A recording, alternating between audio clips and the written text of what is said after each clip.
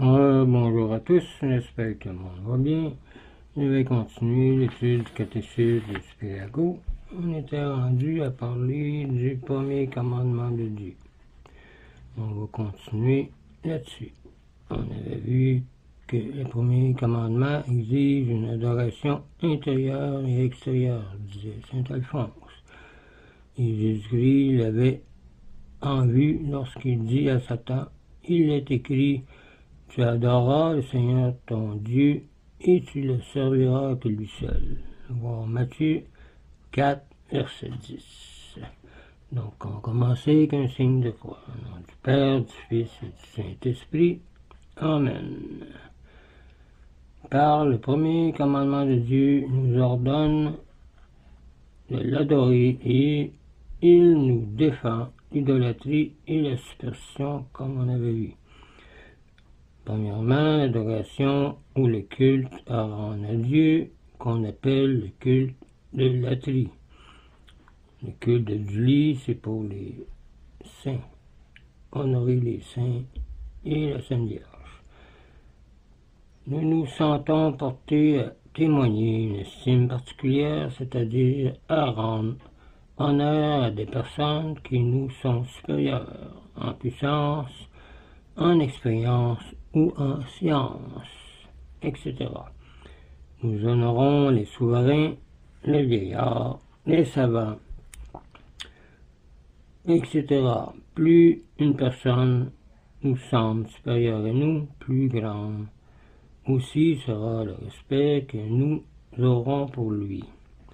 Comme Dieu est infiniment élevé au-dessus de tout, nous lui devrons le plus grand respect et le plus grand honneur possible. Ce respect, par excellence, s'appelle l'adoration.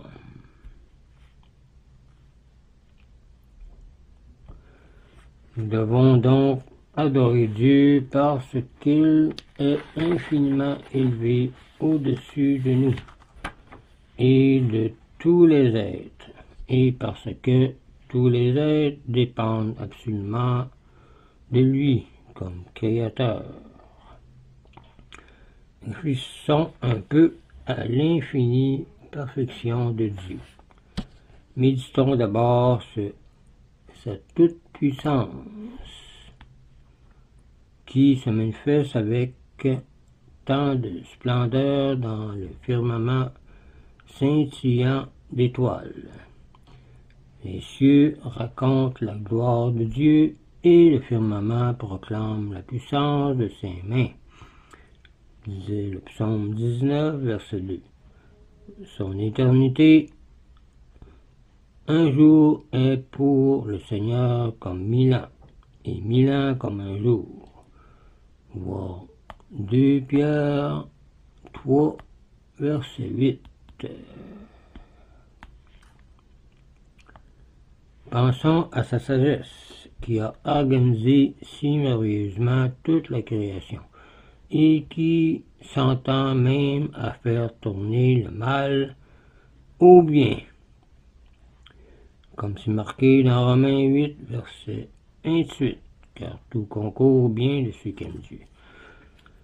Et dans Romains 11, 33, on dit « Ô profondeur de la puissance, de la sagesse et de la science divine, que ses jugements sont incompréhensibles et ses voies insondables. » Oui, aux soins paternels que Dieu prend des créatures les plus infimes, il révéla à des bergers et à 3 païens la naissance de Jésus-Christ. Il choisit une humble vierge pour sa mère, de pauvres pécheurs pour ses apôtres, il fit annoncer son évangile aux pauvres, etc. Qui est comme le Seigneur notre Dieu, qui habite les cieux et ne dédaigne pas de regarder notre bassesse. Voir Psaume 113,5. Oh, quelle distance infinie entre Dieu et l'homme et la personne. Nous aimons Dieu parce que nous le connaissons, mais nous le prions parce que nous ne le comprenons pas, disait saint Grégoire de Nazianze. Nous sommes absolument dépendants de Dieu. Que nous vivions ou que nous mourions, nous appartenons à Dieu. Voir Romains 14, verset 8.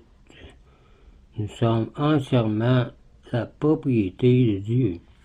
C'est de lui que nous avons les membres de notre corps, les forces de notre âme, notre existence. C'est lui qui nous a rachetés. Si quelqu'un vous rendait les mains, les pieds, les yeux, etc., que vous auriez eu perdu, ne seriez-vous pas disposé à le servir votre vie durant par reconnaissance? Eh bien, Dieu ne vous donna pas seulement les yeux, les mains, un corps, etc., mais tous les biens corporels et spirituels possibles, et la vie éternelle si vous le suivez. N'est-il pas juste par conséquent de le servir et de l'adorer uniquement? N'est-il pas juste par conséquent de le servir et de l'adorer uniquement? Disait saint François d'Assise. L'adoration de Dieu est un baume précieux produit par la méditation des bienfaits divins, disait saint Bernard. N'oublions pas non plus que nous ne sommes rien sans l'aide de Dieu. Dieu nous retire-t-il la nourriture? Nous périssons. Nous prend-il la vie? Nous mourrons. S'il ne nous donne pas l'Esprit Saint, nous sommes aveugles d'esprit. Laisse-t-il aux démons une trop grande puissance sur nous? Nous tombons dans le péché mortel dans ce cas-là. Il en est de même des autres créatures qui, toutes comme nous, dépendent complètement de leur Seigneur, Maître et Créateur. Vous êtes dignes, ô Seigneur notre Dieu, de recevoir gloire, honneur et puissance, car c'est vous qui avez créé toutes choses. C'est par votre volonté qu'elles subsistent et ont été créées. Voir Apocalypse 4, verset 11, et Jean 1, verset 1 à 13, ainsi de suite. Venez adorer le Seigneur et prosternez-vous devant lui, qui nous a créés, car il est le Seigneur notre Dieu. Et nous sommes le peuple de son pâturage et le troupeau créé par sa main. Oh, le psaume 95, verset 7.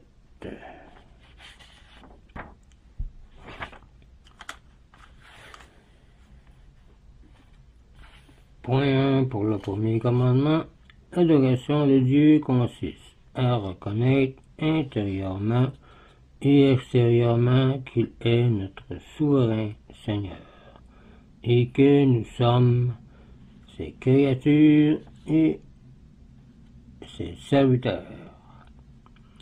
Adorer Dieu, c'est reconnaître la puissance de Dieu et notre propre misère, disait Marie la tasse. Adorer Dieu, c'est lui dire comme David, mon être n'est rien devant vous, Seigneur. Voir Psaume 39, verset 6.